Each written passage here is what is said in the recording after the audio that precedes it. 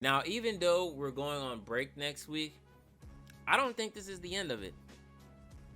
I'm predicting that in the next chapter or two, maybe 3, we're getting bounty reveals for not just Buggy, but for all of the former warlords. We're getting bounty reveals. We're getting bounty reveals. We're getting bounty reveals for not just Buggy, but for all of the former warlords. Told you. I told you. I told you. You ain't tell me shit. I told y'all, man. I told you. The hype was not stopping at chapter 1056. What's up, y'all? This your boy, the Black Kakashi, and I'm here with another One Piece video. If this is your first time here, make sure to hit that like and subscribe button to help support Luffy's journey to finding the One Piece. Now, if you're not aware, in my previous One Piece video, where I talked about how Buggy is legit now, make sure to check that video out. But in that video, I predicted that in the next chapter or two, we were not only going to get bounty reveals for not just Buggy, but for the others as well. But also that we were going to see how they escaped. And I just gotta say that Oda did not disappoint. I think I'm like 2 for 2 with these predictions because I predicted that Eren was gonna pull a 0 IQ Requiem in Attack on Titan. And now this with One Piece. If I predict something else correctly, I might have to go get me a lottery ticket. So with that being said, let's talk about it, bruh. Now, I know I made a video talking about if bounties are overrated or if they determine one's strength. But man, this is insane. It's like a tie right now between bounty reveals and haki moments because every time one of these moments happen, they break the internet. We saw that with Shanks and Green Bull, Roger and Whitebeard, the Yonko bounty reveals, Luffy's 1.5 billion, and the list goes on. But first things first, I just want to thank Oda for once again having everybody have a higher bounty than that freaking bum Blackbeard. The fact that I can rest easy at night knowing that Buggy has a significantly higher bounty than Blackbeard is honestly something I can't help but laugh at. But now let's talk about these bounties though, because they are mind-blowing. First, we see the Straw Hats bounties. Robin now has a bounty of 930 million berries, which honestly put a smile on my face because she's damn near Yonko commander threat level now with a bounty like that. I mean, if you're gonna be labeled as the most dangerous person on the planet, you gotta have a legit bounty. So at least she's almost there. God Usopp having a 500 million bounty. Frankie and Nami are in the 300 million range. But I love how Frankie was being pissed because they changed his picture to the 1000 Sunny, which was honestly hilarious because this is the first time that a ship has a bounty on it. One thing I do hope is that they keep this gag going, like what they did with Sanji and Duval.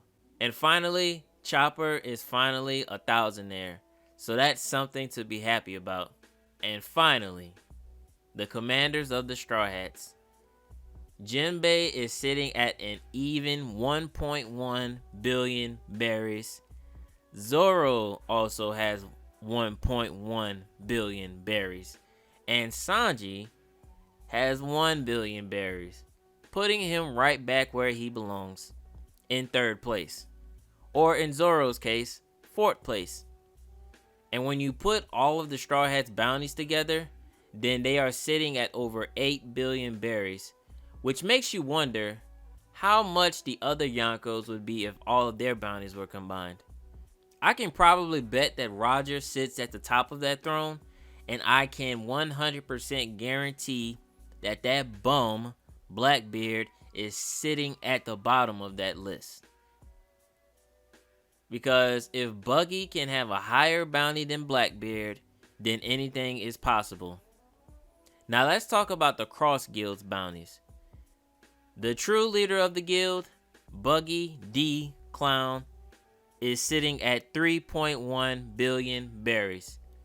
Speaking of which, Buggy the freaking Clown is that guy. This man really capped his way into being a warlord, a Yonko, and the quote-unquote leader of the Cross Guild. Which I shouldn't be surprised that Crocodile is the one that put the group together, because he's the only one that's capable of running a faction. We've seen that with the Baruch works. And Mihawk isn't the leader type. He's always been solo dolo since day one. And we all know Buggy isn't capable of leading two monsters like them. So, yeah. And speaking of Crocodile, he's got a bounty of 1.9 billion berries. Now, this is a respectable bounty for him because he was a character that was introduced way too early in the story and has had to prove his worth since. I mean, if you're capable of secretly running a nation in the shadows while being a warlord, and is also capable of going toe-to-toe with admirals, Yonkos, and other warlords, then yeah, you should be in the billions. For years now, I've always talked about how much I miss Crocodile in the story, and have been patiently waiting for him to return as well. And Oda heard my cries and said, "Fret not, for I will bless you." The real star though is Mihawk. Mihawk, the world's strongest swordsman, has a bounty of 3.5 billion berries.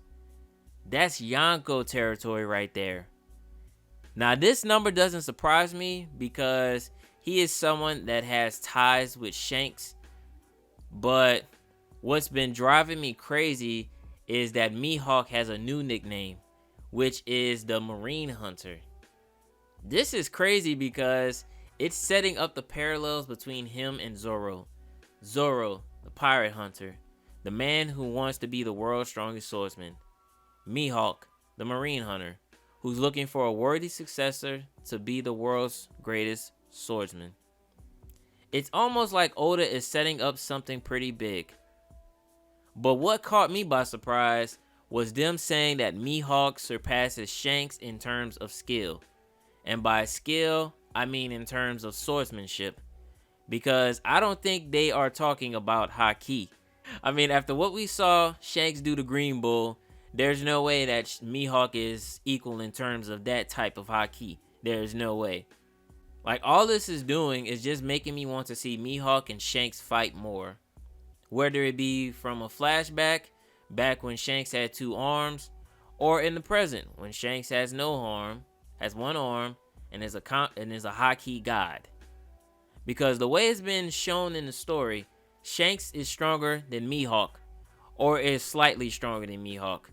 Which is true, to be honest, in my honest opinion.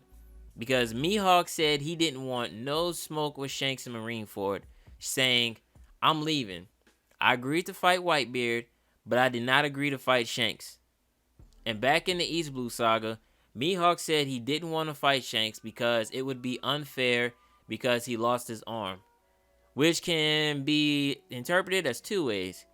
He doesn't want to lose to a one-armed man, or he doesn't want to beat a man that's one-armed and isn't at full strength. But, you know, you could take it as a grain of salt because nobody knows if Shanks actually beat Mihawk in a sparring match or he didn't. It's all just a matter of he say, she say.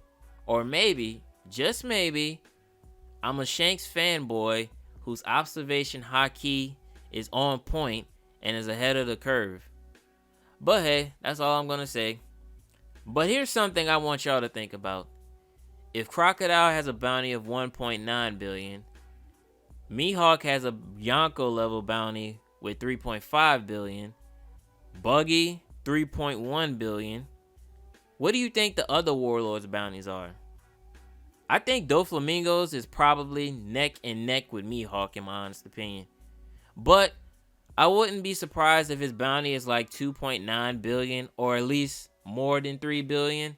Because Doflamingo's resume is damn near equal to Crocodile's. Only Doflamingo's is time 10. Doflamingo's a former celestial dragon.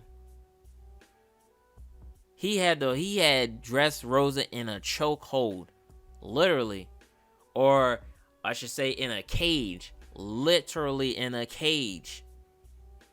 He's been doing this for years, and all the side stuff he did with Kaido and stuff. There's no way he's not higher than Crocodile. he's definitely 2.9 billion or higher, because Doflamingo is a straight up menace. Even while he's at the bottom of Impel Down, he is still a menace. The fact that people keep trying to assassinate him shows that, yeah, he's definitely higher than 2.9 billion, or at least he's also damn near Yonko level in my honest opinion. Boa is probably between 1.9 and 2.9 billion. Don't think I'm just gassing her up just because she's the baddest chick on the planet. She's an Amazon queen, so take that into consideration. Kuma is definitely in the billions. After all the crap he's done, letting the Straw Hats get away, being a member of the Revolutionary Army, escaping being a Celestial Dragon slave, thanks to Sabo, and everything else that happened at Reverie. So yeah, he's definitely in the billions. Let me know in the comments on your predictions of the other Warlords bounties. And with that being said, how do y'all feel about these bounties? Do you feel like they are rightfully deserved, or should they be higher? Let me know in the comments. Thank you for watching the video.